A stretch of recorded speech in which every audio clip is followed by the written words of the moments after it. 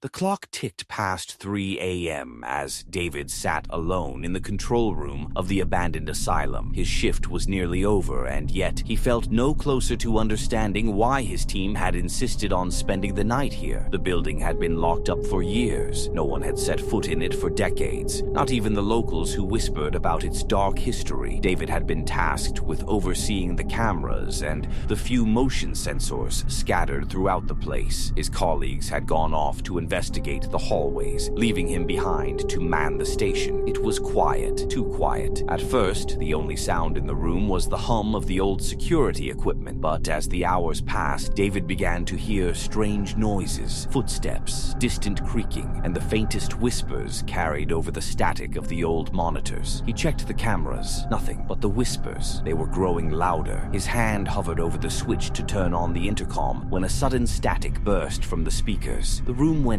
dark. A faint red light flickered from the emergency lighting, casting long shadows against the walls. David, David, the voice came through the intercom, and David's heart skipped. It was his name, but it wasn't anyone he recognized. His eyes darted to the monitors. The hallway cameras showed no movement, yet the voice continued, growing louder, almost frantic. "Help! Us! It's too late!" The hairs on the back of his neck stood on end. David reached for the intercom, but the lights went out completely. Suddenly, a figure appeared in the doorway to the control room. David froze, eyes wide. "Who's there?" His voice was hoarse, trembling. The figure stepped forward, slow, deliberate. It was a woman, dressed in an old, tattered hospital gown, her face obscured by her long, matted hair. "Please," she whispered. "They'll never let me go." David tried to speak, but no words came. His throat was tight, his body paralyzed with terror. The figure moved closer. Her hand reached out, and in the dim red light, David saw it. Her hand was twisted, bones wrong, as if it had been broken and reset too many times. "Don't touch me," he gasped, but she was already standing next to him, her breath cold on his cheek. "I just wanted to be free." Her voice was softer now, as if she were pleading. David's pulse raced, his skin crawled. He had to get out. With trembling hands, he fumbled for the door handle and pulled, but it wouldn't budge. The figure stepped closer, now just inches from his face, and then a loud, deafening crack, the sound of bones snapping. David's vision blurred as the woman's body began to distort, her arms twisting unnaturally, her face warping into something monstrous. "Help me," she croaked, her voice now a guttural rasp. David screamed. The door burst open, and in the next instant, the lights flickered back on, but the woman was gone. David bolted from the room, running down the hall. His breath came in ragged gasps. He didn't stop until he reached the front door of the asylum, but when he tried to open it, he found it locked. His pulse pounded in his ears. He turned to look behind him. There, in the hallway, stood the woman once more, her broken body twitching and jerking like a marionette. As David screamed and pounded on the door, he realized he wasn't alone anymore. The last thing he heard was the sound of footsteps approaching. Subscribe for more chilling tales.